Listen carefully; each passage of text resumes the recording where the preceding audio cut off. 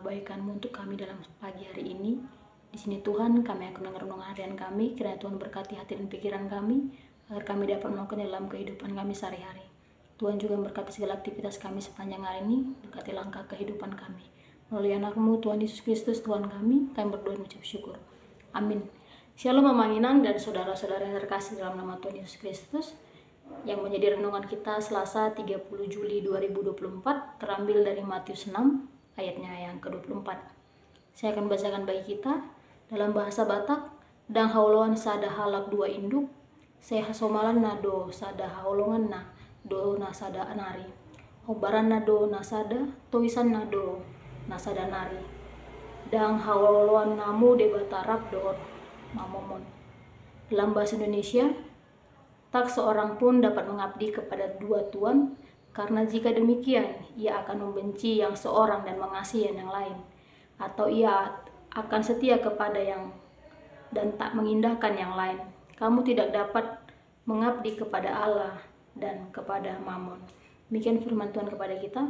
Mama Inang dan saudara-saudari yang terkasih dalam nama Tuhan Yesus, mungkin kita pernah mendengar jangan mendua hati. Artinya bagaimana kita tidak ada hati ataupun ada orang lain selain contohnya pacar kita mungkin, atau istri kita atau suami kita. Artinya tidak mendua hati dalam situasi apapun. Inilah Mainang dan saudara-saudara yang terkasih, merupakan khotbah ketika Yesus di bukit yang menekankan tentang kebutuhan kita untuk melayani Yesus dengan sepenuh hati dalam kehidupan kita. Kata-katanya bahwa kita jangan menduakan hati. Jangan mendua Tuhan yang lain. Tuhan yang pertama yang dimaksud adalah Tuhan kita, Yesus Kristus. Dan yang kedua yaitu kekayaan yang ada dalam kehidupan kita. Mungkin kalau kita bercerita tentang uang, siapa sih orang yang menolak uang? Siapa sih orang yang tidak mau memiliki uang? Tentunya setiap orang ingin memiliki kekayaan, setiap orang ingin memiliki uang yang berlimpah dalam kehidupannya. Tetapi bagaimana uang itu bukan sebagai tuan dalam kehidupan kita, bukan sebagai dia yang utama dalam kehidupan kita. Uang bisa menjadi jahat dalam kehidupan kita, tetapi Tuhan selalu ada dalam kehidupan kita. Tetapi kita cenderung lebih mementingkan apa yang ada dalam pikiran kita dan apa yang sesuai dengan kehidupan kita, terlepas dari apa yang terjadi dalam kehidupan kita. Yesus membuat perumpamaan tentang momon ini, ada artinya kekayaan atau uang dan harta, yaitu surga dalam kehidupan kita. Di sini Tuhan mengajarkan kepada kita bagaimana ada prinsip kesetiaan dan pengabdian dan pelayanan, seperti bagaimana dia mencontohkan seorang hamba dan budak, seorang hamba atau seorang budak. Seorang budak tentunya dia tidak sepenuh hati untuk melakukan, hatinya mendua dengan tuannya, karena dia hanya untuk menaati taat peraturan dari tuannya. Tetapi ketika kita berbicara tentang hamba, tentunya seorang hamba akan menaati sepenuh hatinya mengikut siapa yang menuntun dia.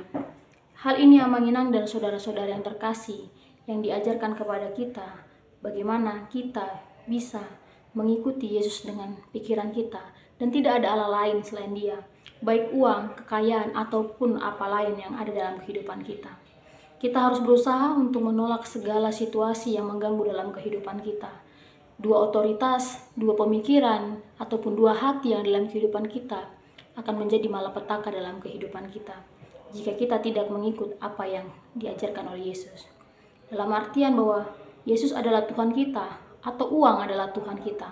Mari kita refleksikan dalam kehidupan kita sehari-hari, siapa yang kita ikut dan kepada siapa kita berserah, apakah kepada uang ataupun kepada Tuhan. Kita dapat melayani Tuhan, karena dengan melayani Tuhan tentunya kekayaan ataupun permintaan kita dapat diberikan Tuhan kepada kita.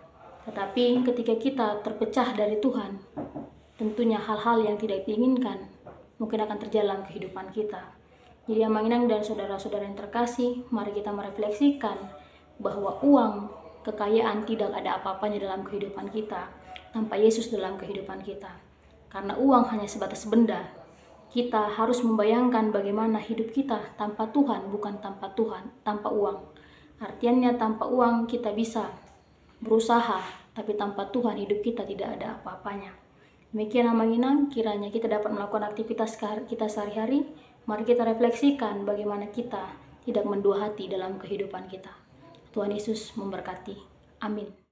Kasih karunia dari Tuhan Yesus Kristus, serta kasih setia Allah Bapa, dan persekutuan Roh Kudus memberkati dan menyertai kamu sekalian hari ini, esok, dan sampai selama-lamanya. Amin.